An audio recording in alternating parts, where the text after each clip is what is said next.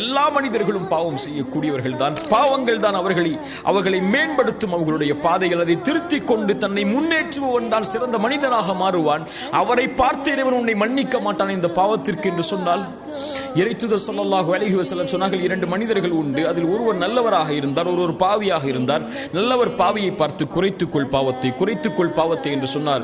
அவர் ஒரு காலத்தில் கோபப்பட்டு சொன்னார், நீ என்னை பார்த்து எப்போது பார்த்தாலும் அறிவுரை செய்து கொண்டே இருக்கிறாய், என்னையும் என் பாவத்தையும் விடு, நீ என்ன இறைவனிடத்திலிருந்து அனுப்பப்பட்ட பாதுகாவலனா என்று சொன்னார்.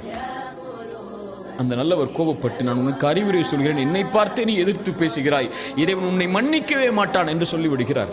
இந்த இருவரையும் மரணத்திற்கு பிறகு இறைவன் ஒன்று கூட்டுகிறான்.